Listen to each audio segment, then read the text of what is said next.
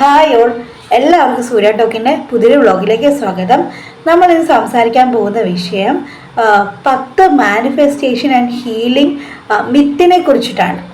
പൊതുവെ manifestation and healing ഒക്കെ ചെയ്യുന്ന ആൾക്കാർ, അല്ലെങ്കിൽ അത് സ്റ്റാർട്ട് ചെയ്യുന്ന ആൾക്കാർ ഒരുപാട് തെറ്റിദ്ധാരണകളിലോട്ട് പോകാനുള്ള സാധ്യതയുണ്ട്. അപ്പോൾ അവർക്ക് ഹെൽപ്ഫുൾ ആയിട്ടുള്ളൊരു വീഡിയോ ആണ് ഇതെന്ന് പറയുന്നത്. ഒരു 10 എണ്ണത്തിനെ കുറിച്ചാണ് ഇതിൽ സംസാരിക്കാൻ പോകുന്നത്. അപ്പോൾ അതിൽ ഒന്നാമത്തെന്ന് പറയുന്നത്, നമ്മൾ 24 മണിക്കൂർ പോസിറ്റീവായിട്ടിരിക്കണം. അതാണ് ഇപ്പം നമ്മൾ മാനിഫെസ്റ്റേഷനൊക്കെ പഠിച്ചു തുടങ്ങുമ്പോഴത്തേക്കും നമുക്കുള്ളൊരു അബദ്ധ ധാരണയാണ് നമ്മൾ 24 മണിക്കൂറും പോസിറ്റീവായിട്ടിരിക്കണം എന്ന് പറയുന്നത്.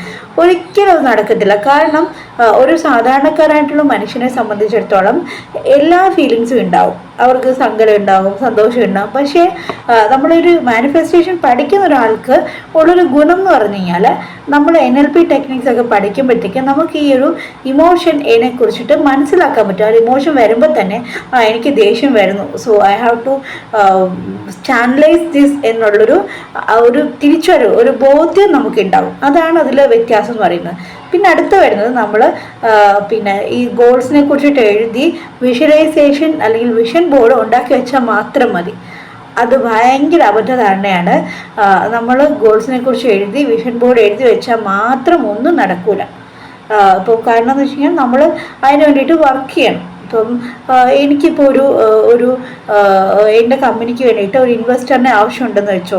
എനിക്ക് ആ ഇൻവെസ്റ്ററിനെ ആവശ്യമുണ്ടെന്നുണ്ടെങ്കിൽ ഞാൻ ഡെഫിനറ്റ്ലി അതിന് വേണ്ടിയിട്ട് വർക്ക് ചെയ്യണം. അല്ലാതെ ഞാൻ വിഷൻ ബോർഡിൽ ഇതുപോലെ എനിക്ക് ഇത്ര ഇൻവെസ്റ്റ്മെൻറ്റ് വേണം, അല്ലെങ്കിൽ ഞാൻ ഇങ്ങനെ ആകും എന്ന് എഴുതി വെച്ചതുകൊണ്ട് മാത്രം ഒന്നും നടക്കത്തില്ല. കുറച്ച് കഴിയുമ്പോഴത്തേക്ക് ആ വിഷൻ ബോർഡ് അവിടെ നിന്ന് പൊടിയടിക്കുന്നുള്ളതല്ലാതെ വേറെ ഗുണമൊന്നുമില്ല. എനിക്കങ്ങനെ വേണമെന്നുണ്ടെങ്കിൽ ഞാൻ അതിന് വേണ്ടിയിട്ട് ഇറങ്ങി പണിയെടുക്കണം. എന്നാൽ മാത്രമേ അതൊരു വിഷൻ ബോർഡ് സക്സസ്ഫുൾ ആകത്തുള്ളൂ. ഈ ഗോൾ എഴുതുന്നതും അല്ലെങ്കിൽ വിഷൻ ബോർഡ് എഴുതുന്നതും ഒക്കെ ടൂൾസാണ്. നമ്മുടെ ലക്ഷ്യത്തിലേക്ക് നമ്മളെ എത്തിക്കുന്ന ടൂൾസ് മാത്രമാണ്. അല്ലാതെ ആക്ഷൻ ചെയ്യേണ്ടത് നമ്മളാണ്. മാനിഫെസ്റ്റേഷൻ പ്ലസ് ആക്ഷൻ, അല്ലെങ്കിൽ manifestation plus vision plus action ചെയ്യേണ്ടത് നമ്മുടെ ജോലിയാണ്. അത് നമ്മൾ ചെയ്തിരിക്കണം.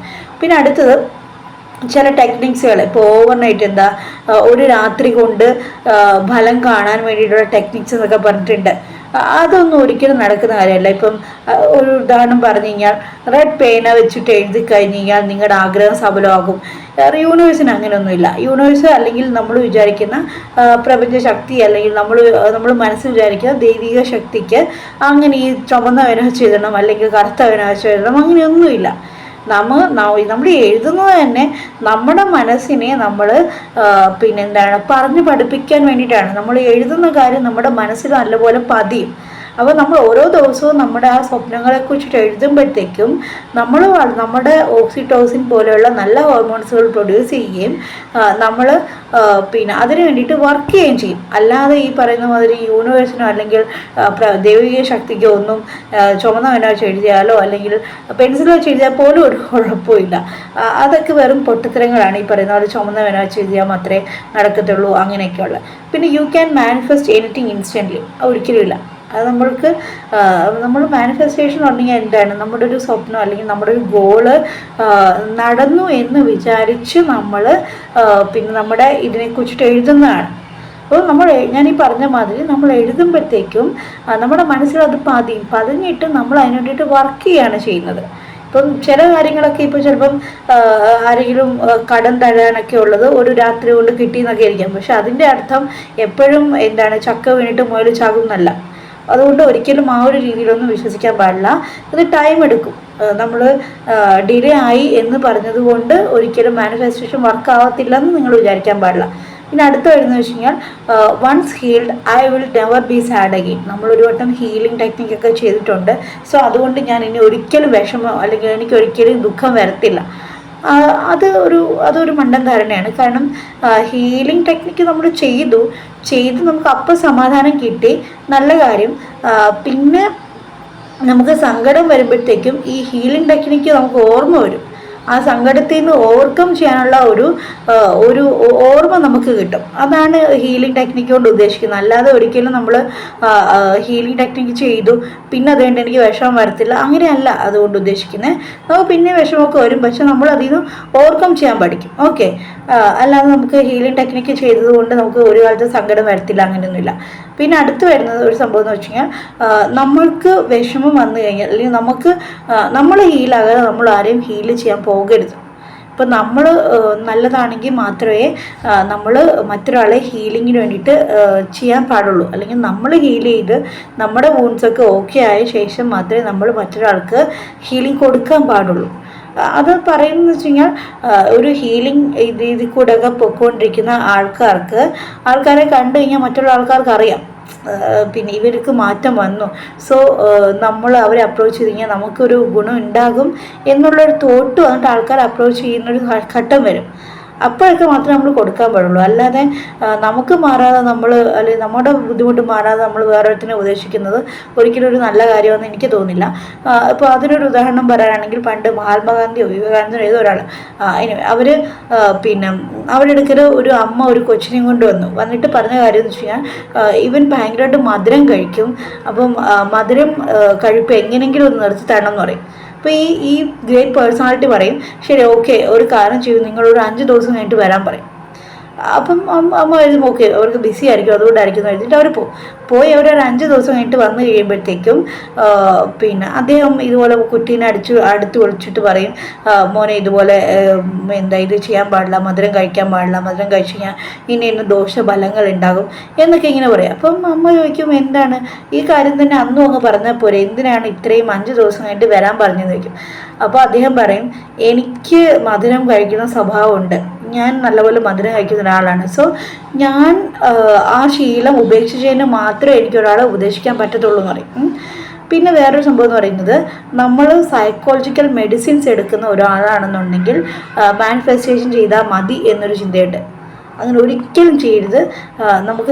നമുക്ക് മാനിഫെസ്റ്റേഷൻ ചെയ്ത് കഴിഞ്ഞാൽ മനസ്സിന് ഗുണമുണ്ട്. ഗുണമെന്ന് വെച്ച് കഴിഞ്ഞാൽ നമ്മളെ ഹാപ്പിയൊക്കെ ആക്കാൻ പറ്റും. പക്ഷെ അത് പറഞ്ഞിട്ട് നമ്മൾ എടുത്തുകൊണ്ടിരിക്കുന്ന സൈക്കോളജിക്കൽ മെഡിസിൻസ് ഒന്നും നിർത്താനേ പാടില്ല.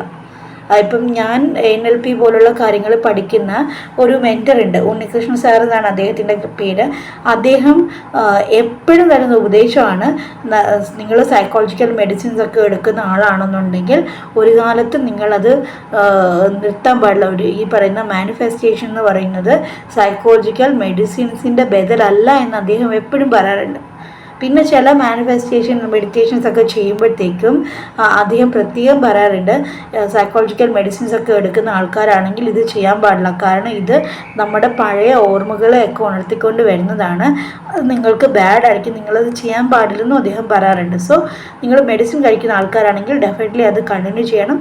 കണ്ടിന്യൂ ചെയ്തുകൊണ്ട് മാത്രമേ നമ്മൾ മാനിഫെസ്റ്റേഷൻ ടെക്നിക്സ് ഒക്കെ ചെയ്യാൻ പാടുള്ളൂ.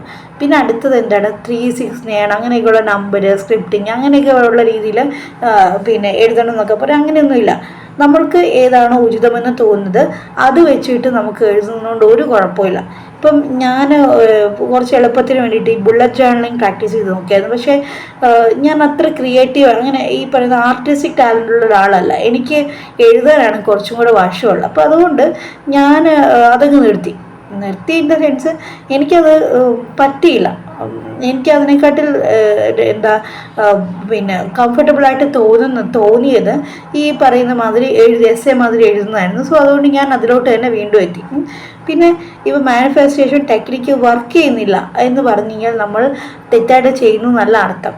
എല്ലാത്തിനും അതിൻ്റെതായിട്ടുള്ളൊരു സമയമുണ്ട്. ഈ പറയുന്ന മാനിഫെസ്റ്റേഷൻ ടെക്നിക്ക് ചെയ്ത് നമ്മൾ അതിലോട്ട് എത്തിച്ചേരാനുള്ളൊരു ദൂരമുണ്ട്. നമുക്ക് വിധിച്ചിട്ടുള്ളത് കറക്റ്റ് സമയത്ത് നമ്മുടെ യൂണിവേഴ്സ് കൊണ്ടുതരും.